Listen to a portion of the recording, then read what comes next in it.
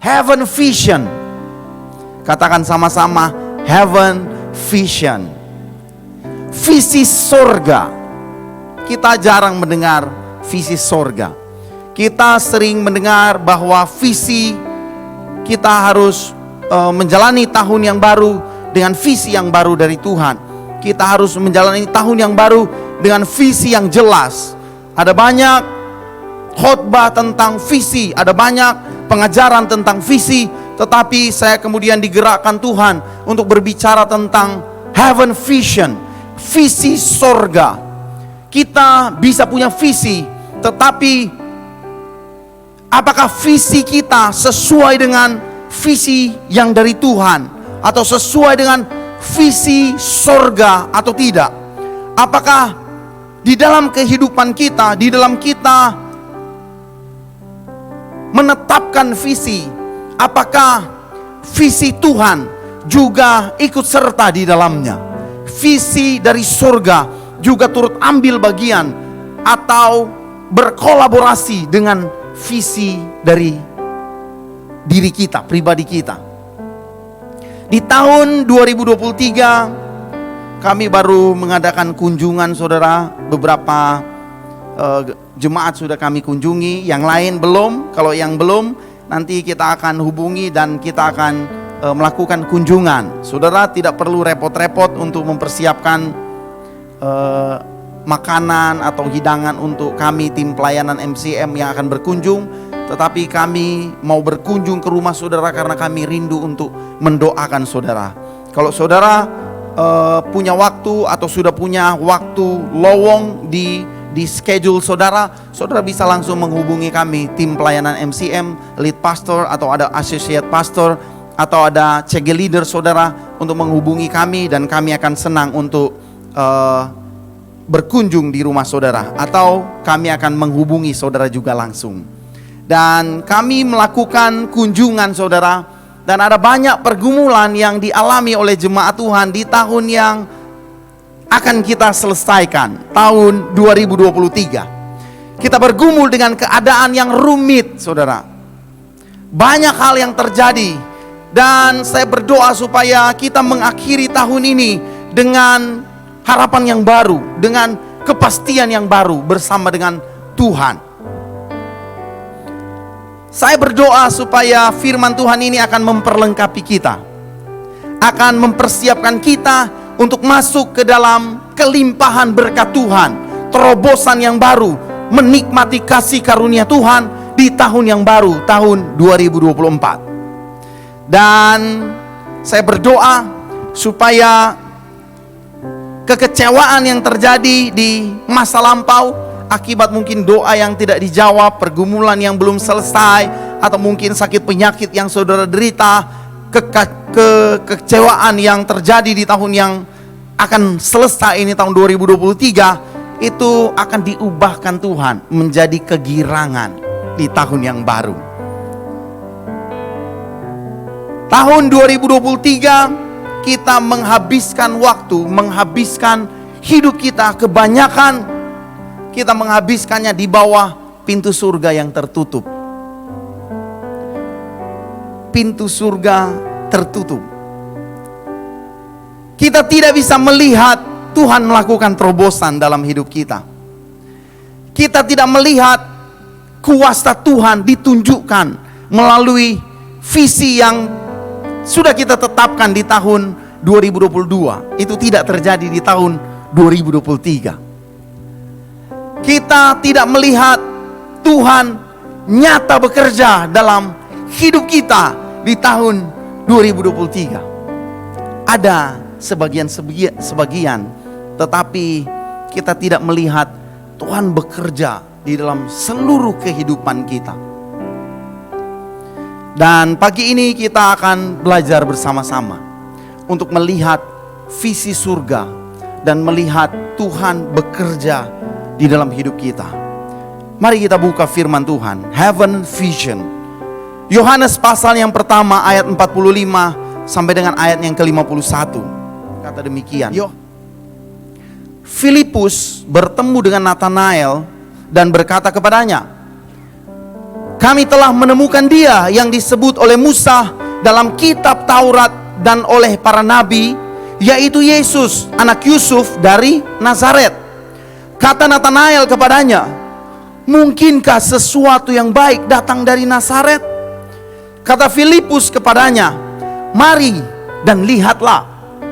Yesus melihat Natanael datang kepadanya, lalu berkata tentang dia, lihat, inilah seorang Israel sejati, tidak ada kepalsuan di dalamnya.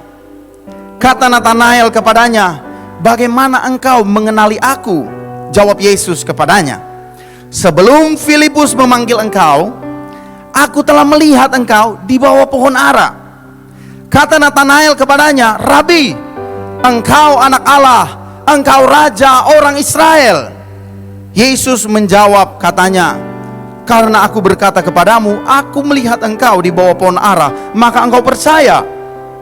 Engkau akan melihat hal-hal yang lebih besar daripada itu. Lalu kata Yesus kepadanya, aku berkata kepadamu, sesungguhnya engkau akan melihat langit terbuka dan malaikat-malaikat Allah turun naik kepadamu, turun naik kepada anak manusia. Heaven vision. Mari kita lihat kebenaran di dalam perjanjian lama. Ini bagian perjanjian baru, saudara.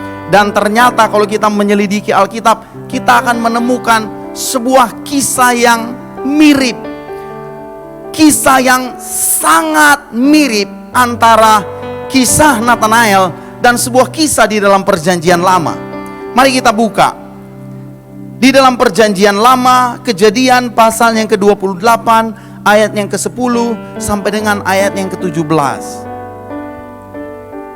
Kejadian 28 ayat yang ke-10 sampai dengan ayat yang ke-17 berkata begini, maka Yakub berangkat dari Bersheba dan pergi ke Haran.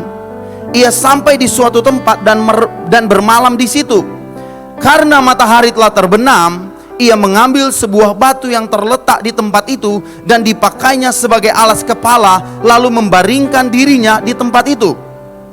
Maka bermimpilah ia, di bumi ada didirikan sebuah tangga yang ujungnya sampai di langit, dan tampaklah malaikat-malaikat Allah turun naik di tangga itu. Berdirilah Tuhan di sampingnya dan berfirman, akulah Tuhan Allah Abraham nenekmu dan Allah Ishak. Tanah tempat engkau berbaring ini akan kuberikan kepadamu dan kepada keturunanmu. Keturunanmu akan menjadi seperti debu tanah banyaknya, dan engkau akan mengembang ke sebelah timur, barat, utara, dan selatan. Dan olehmu serta keturunanmu semua kaum di muka bumi akan mendapat berkat. Sesungguhnya aku menyertai engkau, dan aku akan melindungi engkau kemanapun engkau pergi, dan aku akan membawa engkau kembali ke negeri ini. Sebab aku tidak akan meninggalkan engkau, melainkan tetap melakukan apa yang kujanjikan kepadamu. Ketika Yakub bangun dari tidurnya, berkatalah ia, sesungguhnya Tuhan ada di tempat ini dan aku tidak mengetahuinya. Ia takut dan berkata, alangkah dahsyatnya tempat ini. Ini tidak lain dari rumah Allah. Ini pintu gerbang surga. Saudara, dua kisah yang menarik dari bagian ini adalah tentang Filipus dan tentang Yakub. Filipus disebutkan Tuhan, lihat ini Israel sejati, tidak ada kecurangan di dalamnya. Dia ini orang yang jujur, Israel sejati. Yakub, arti kata Yakub, nama Yakub itu penipu. Penipu dengan Israel sejati, tidak ada kecurangan di dalamnya. Yakub berbaring dan tertidur di bawah pohon. Natanael duduk di bawah pohon ara. Yakub bermimpi bahwa dia melihat tangga sampai ke langit dan malaikat-malaikat Allah naik turun dari tangga itu. Kemudian Natanael dikatakan Yesus bahwa engkau akan melihat langit terbuka dan malaikat-malaikat Allah turun ke atas anak manusia. Peristiwa yang sangat mirip, saudara. Terjadi kepada dua orang yang berbeda. Yang satu penipu, yang satu Israel sejati. Tidak ada kecurangan di dalamnya. Dan yang lucunya, saudara, kedua orang ini, yang satu tidak menyadari bahwa Allah ada di tempat itu. Dan kemudian Nathanael tidak menyadari bahwa Tuhan melihat dia ketika dia sedang duduk di bawah pohon ara. Nathanael belum memperkenalkan diri. Dan juga Yakub tidak memperkenalkan diri kepada Allah. Tapi kemudian kalau kita lihat, Allah kemudian berkata, siapakah kamu? Di kisah selanjutnya, aku Yakub, sang penipu. Dan kemudian Nathanael diberitahukan identitasnya oleh Tuhan, bahwa engkau Israel sejati dan tidak ada kecurangan di dalamnya. Saudara yang dikasihi Tuhan, Tuhan sanggup melihat kedalaman hati saudara. Tuhan mengenal Anda bahkan jauh lebih daripada Anda mengenal diri Anda sendiri. Tuhan mengenal kita lebih baik daripada kita mengenal diri kita. Yang percaya katakan amin. Tuhan mengenal siapa Yakub. Yakub tahu bahwa saya penipu, tetapi Tuhan kemudian berkata, mulai hari ini engkau akan disebut Israel. Namamu bukan lagi Yakub tetapi Israel. Dan kemudian Nathanael tidak pernah bertemu dengan Tuhan, tetapi kemudian Nathanael diberitahukan identitasnya, kebangsaannya, karakternya oleh Yesus sendiri. Yesus berkata, engkau adalah Israel sejati. Tidak ada kecurangan di dalammu. Yesus mengenal kedua orang ini. Orang yang berbeda, tetapi Yesus sanggup memperkenalkan diri mereka, pribadi mereka, karakter mereka, kapasitas mereka kepada diri mereka sendiri. Di tahun 2024, Tuhan juga mengenal siapa engkau. Dan Tuhan sanggup memperkenalkan engkau kepada dirimu sendiri. Kita bisa punya visi yang jelas. Visi itu harus jelas, clear, harus terukur. Visi itu harus diceritakan kepada orang lain. Visi itu harus besar, tetapi strategi untuk mencapainya harus masuk akal. Visi boleh tidak masuk akal, tapi strateginya harus masuk akal.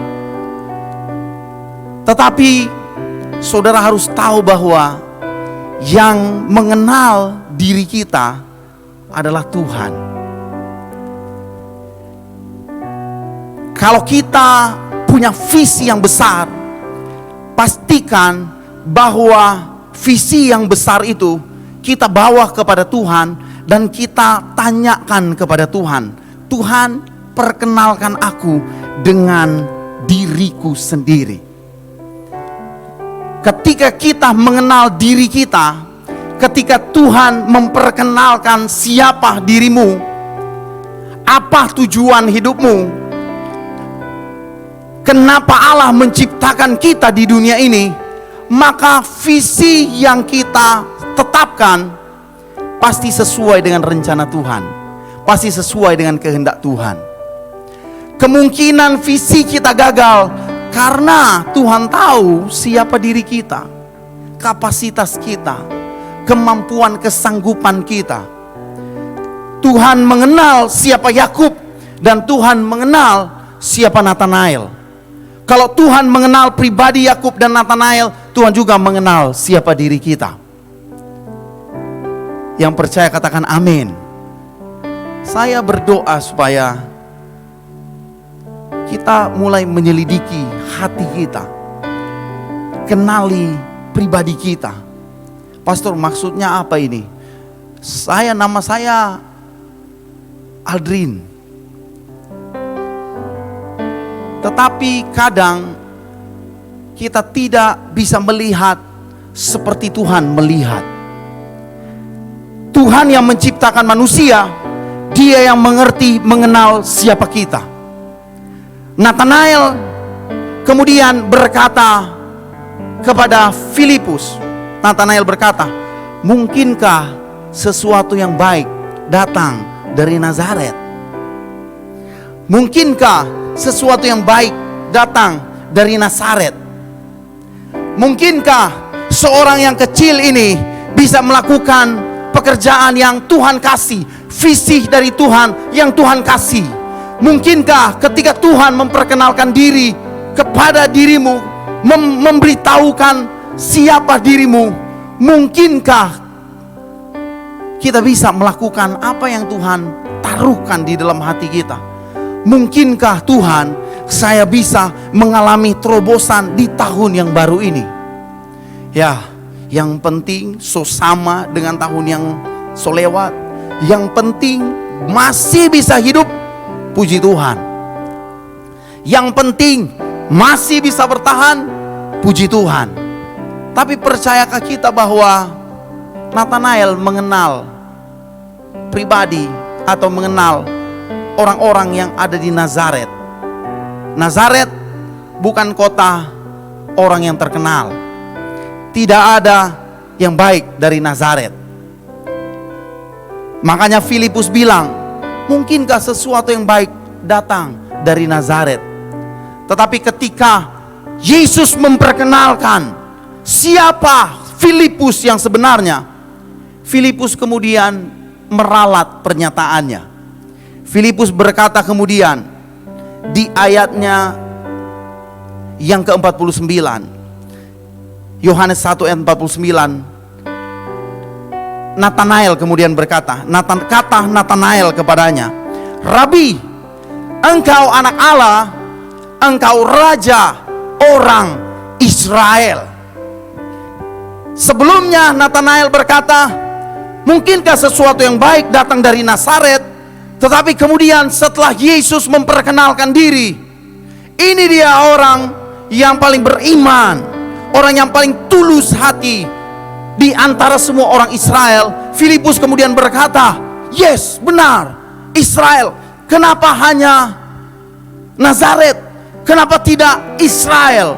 Setelah itu dia berkata, engkau Rabi, engkau anak Allah, engkau raja orang Israel.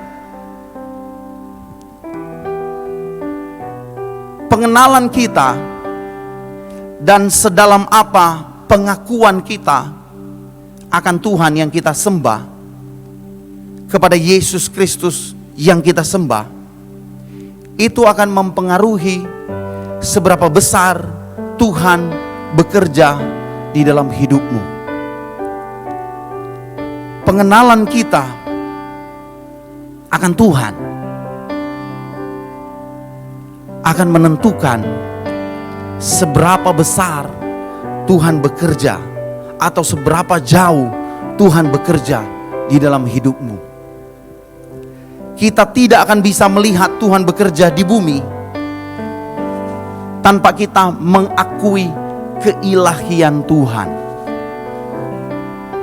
Kita bisa bekerja dengan sekuat tenaga, tetapi tanpa Tuhan kita pasti gagal. Kelihatannya berhasil, tetapi tanpa campur tangan Tuhan, kita pasti gagal. Segala sesuatu yang kita lakukan di luar Tuhan pasti sia-sia. Tapi segala sesuatu yang kita lakukan di dalam Tuhan pasti berhasil.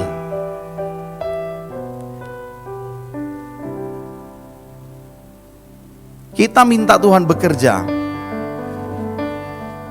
Tapi kadang kita tidak mengizinkan Tuhan mengambil alih hidup kita.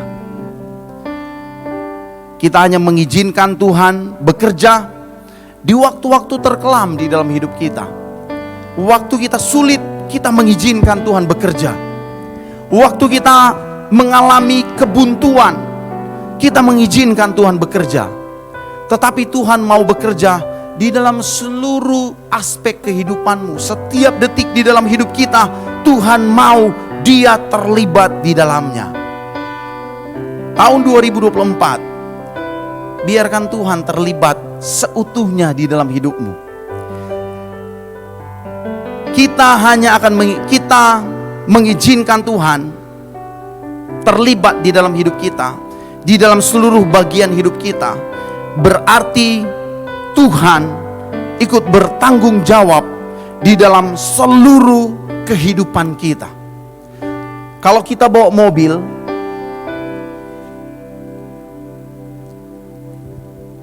dan Tuhan ada di samping kita, kita bawa mobil, Tuhan mungkin akan direct kita. Lurus 50 meter, belok kiri, kita ikut. 30 meter, belok kanan. Frey kok ini Tuhan, terus Jo.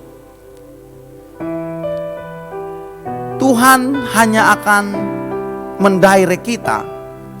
Tetapi Tuhan bukan pengendali hidup kita. Tapi kalau kita berkata, if my life were like a car, I will give a key to Jesus. Kalau hidup saya seperti mobil, saya akan serahkan kunci mobilnya sama Tuhan. Biar Tuhan yang mengantar mobil ini. Tuhan jadi pilotnya, Tuhan jadi drivernya, saya jadi penumpangnya. Badai dan gelombang menerpa kapalku, Yesus jurumudiku. Kalau Dia jurumudi, Dia drivernya, Dia pilotnya, Dia yang bertanggung jawab untuk hidup kita. Yang setuju katakan amin. Banyak kali dalam hidup kita jadikan Yesus penuntun kita, tapi Dia bukan pengendali. Tuhan mau kemana? Ke kiri, oke. Tuhan kemana? Ke kanan. Terus lebih bagus kayaknya Tuhan. Frey tarik ini, boleh tancap gas. Tapi kalau Tuhan yang jadi pengendali, Tuhan, saudara berdoa, Tuhan kanan. Tuhan bilang kiri. Karena Dia pengendali. Dan Dia kalau pengendali, Dia yang bertanggung jawab atas kehidupan kita sepenuhnya. Kalau engkau rugi, Tuhan yang rugi. Kalau engkau untung, Tuhan yang untung. Kalau engkau diberkati, Tuhan yang diberkati. So kalau engkau diberkati dan engkau memberikan pujian kepada Tuhan, itu harus. Kalau engkau tidak diberkati, engkau tidak perlu kecewa, engkau tidak perlu khawatir, karena Tuhan yang bertanggung jawab atas kehidupan kita. Amsal 3 ayat 6 berkata, akuilah Dia di dalam segala lakumu, maka Ia akan meluruskan jalanmu. Tahun 2024, jalan Tuhan yang tersedia, saudara. Jalan Tuhan, jalan tanpa hambatan. Tetapi apakah kita akan mengizinkan Tuhan memimpin kehidupan kita atau tidak?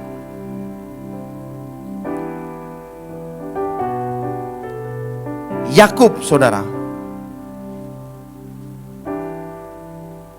walaupun dia seorang penipu, tetapi Tuhan tetap menyatakan dirinya kepada Yakub. Tuhan tetap memperkenalkan dirinya kepada Yakub. Yakub tidak sadar bahwa tempat tanah di mana dia tidur, dia meletakkan kepalanya adalah tempat di mana Allah ada di sana. Dan kemudian ketika Allah menunjukkan dirinya, Yakub kemudian bernasar untuk dia mendirikan bait suci di tempat di mana dia tidur tadi. Dan itu terjadi, saudara, karena Allah benar-benar menyertai Yakub. Yakub ketika dia ketemu dengan Tuhan, Yakub ada di situasi yang sangat genting. Dalam hidupnya dia ada di situasi yang sangat genting. Kejadian 27 ayat 41. Kejadian 27 ayat 41 berkata begini, Esau menaruh dendam kepada Yakub karena berkat yang telah diberikan oleh ayahnya kepadanya. Lalu ia berkata kepada dirinya sendiri, hari-hari berkabung karena kematian ayahku itu tidak akan lama lagi. Pada waktu itulah adikku akan kubunuh. Saat itulah saat dimana Yakub ketemu dengan Tuhan. Yakub lari dari kakaknya Esau. Yakub ada di situasi yang penuh dengan keputusasaan. Yakub membutuhkan intervensi surga. Bumi tertutup, sepertinya tidak ada pertolongan lain. Tidak ada yang bisa menolong Yakub. Tetapi kemudian Tuhan menampakkan diri kepada Yakub. Kadang kita membawa diri kita kepada situasi surga sepertinya tertutup, pintu surga tertutup. Kita yang membawa diri kita. Yakub yang membawa dirinya. Pintu surga tertutup, bahkan pintu di bumi ikut tertutup. Tetapi Allah adalah Allah yang setia. Dan Allah tetap menunjukkan kasih-Nya bahkan kepada Yakub. Apakah kita mau benar-benar menyerahkan hidup kita, mengakui bahwa Dialah Allah, seperti Yakub mengakui bahwa Tuhan ada di sini, Tuhan ada di tempat ini, dan kemudian Allah memegang janjinya kepada Yakub dengan berkata, Akulah Tuhan Allah Abraham nenek moyangmu dan Allah Ishak. Tanah tempat engkau berbaring ini akan kuberikan kepadamu dan kepada keturunanmu. Keturunanmu akan menjadi seperti debu tanah banyaknya, dan engkau akan mengembang ke sebelah timur, barat, utara, dan selatan. Dan olehmu serta keturunanmu semua kaum di muka bumi akan mendapat berkat. Sesungguhnya Aku menyertai engkau dan aku akan melindungi engkau kemanapun engkau pergi, dan aku akan membawa engkau kembali ke negeri ini, sebab aku tidak akan meninggalkan engkau, melainkan tetap melakukan apa yang kujanjikan kepadamu. Kalau Tuhan berjanji, Tuhan pasti akan menggenapinya. Kalau Tuhan berfirman, Tuhan akan menyertai engkau. Tuhan akan bersama dengan engkau di tahun yang baru. Tuhan pasti akan melakukan apa yang dijanjikannya. Dan apa yang dijanjikannya pasti akan digenapinya. Sepasti Tuhan berfirman, sepasti itulah Tuhan pasti menggenapi firman-Nya. Apakah engkau mau percaya kepada Tuhan? Di tahun yang baru, apakah engkau mau menyerahkan kehidupanmu, seluruh hidupmu kepada Tuhan? Apakah engkau rindu untuk melihat langit terbuka dan kemudian hal-hal yang ajaib, hal-hal yang besar itu terjadi dalam hidupmu? Tergantung apakah kita mau percaya kepada Tuhan. Mudah berkata percaya kepada Tuhan, mudah saudara. Tetapi untuk benar-benar percaya kepada Tuhan, tidak semudah yang kita katakan. Percaya kepada Tuhan berarti, arti kata percaya kepada Tuhan itu berarti bersandar.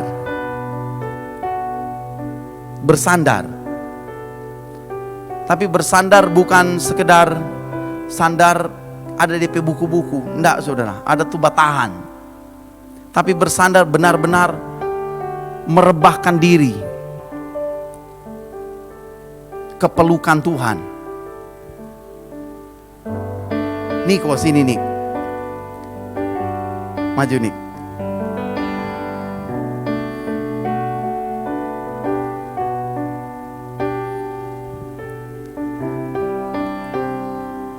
berat juga ya, salah pilih orang ini.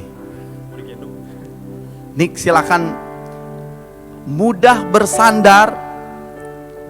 Kalau kita lihat ada orang yang torang bersandar akan, silakan bersandar nih.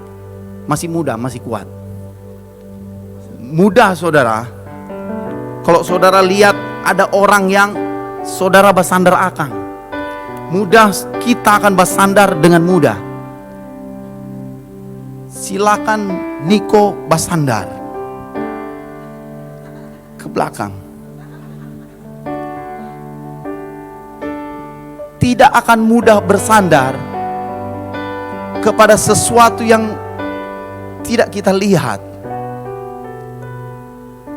kepada sesuatu yang Tuhan ada di sini atau enggak. Tuhan ada di belakang saya atau tidak.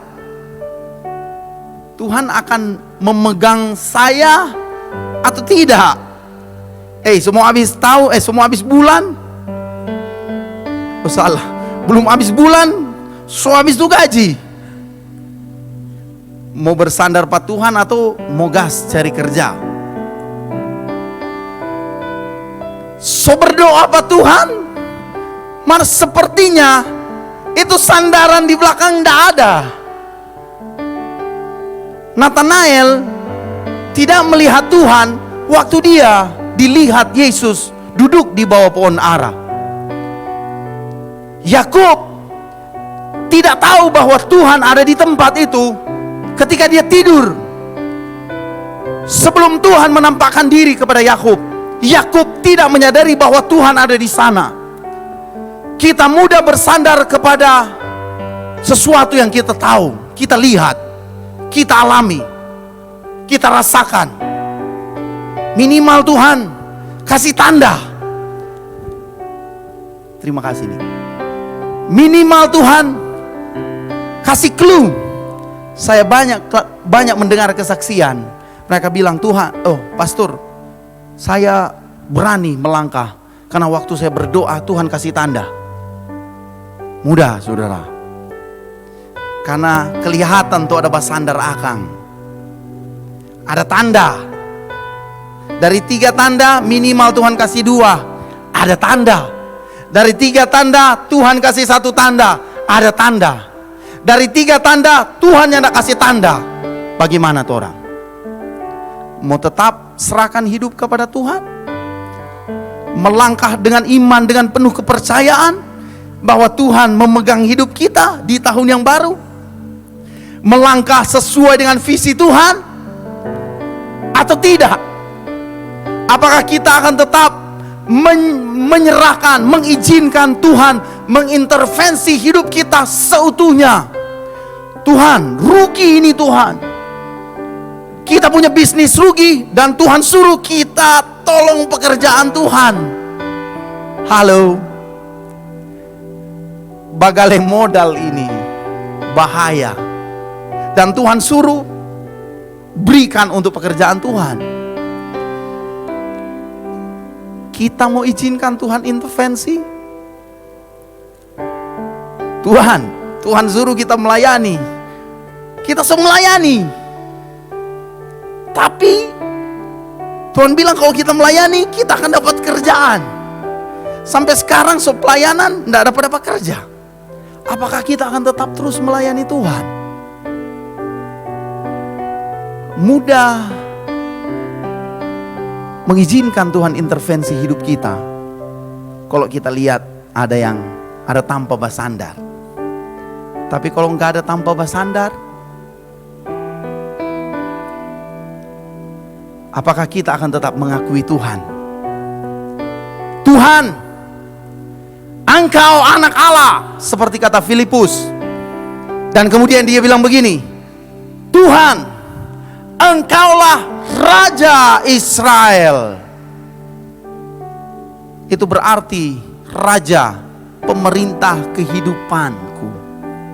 Seluruh hidupku milikmu, Raja Israel. Engkau Tuhan? Yes, Engkau Tuhan. Aku percaya Engkau berkuasa. Aku percaya Engkau sanggup melakukan mujizat. Tetapi Raja, Tunggu dulu. Dia Tuhan dan dia Raja. Ketika Filipus bilang begini, ketika Filipus berkata, ketika Natanael berkata, kata Natanael kepadanya, Rabi, engkau anak Allah, engkau Raja orang Israel. Ketika Natanael berkata demikian, mengakui bahwa dia, Yesus adalah Allah, dan kemudian Yesus adalah Raja di dalam kehidupannya, maka Yesus berkata, Yesus menjawab katanya, karena aku berkata kepadamu, aku melihat engkau di bawah pohon ara, maka engkau percaya. Yesus berkata, engkau akan melihat hal-hal yang lebih besar daripada itu. Lalu kata Yesus kepadanya, aku berkata kepadamu, sesungguhnya engkau akan melihat langit terbuka dan malaikat-malaikat Allah turun naik kepada anak manusia.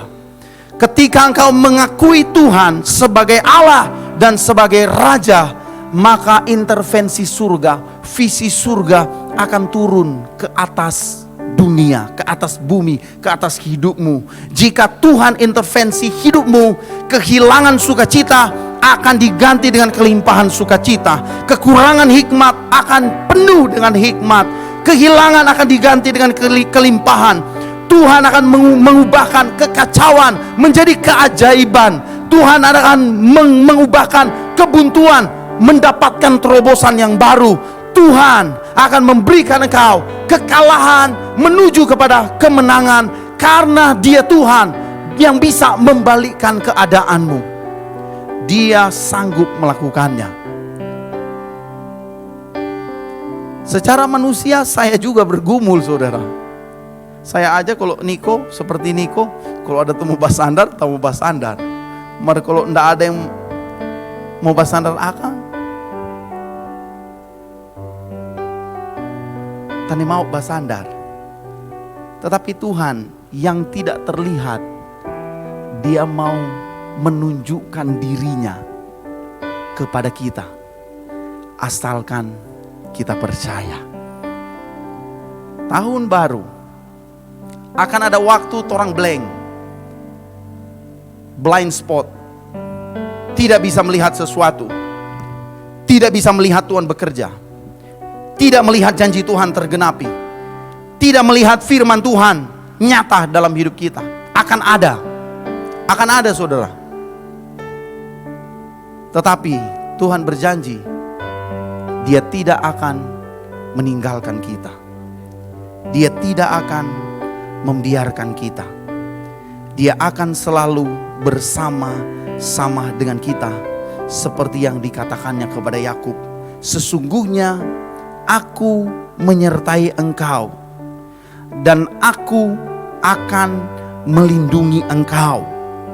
Kemanapun engkau pergi, aku akan membawa engkau kembali ke negeri ini, sebab aku tidak akan meninggalkan engkau, melainkan tetap melakukan apa yang kujanjikan kepadamu. Pegang janji Tuhan, alami mujizat Tuhan, alami kuasa Tuhan. Dan saya berkata, firman Tuhan ya dan amin.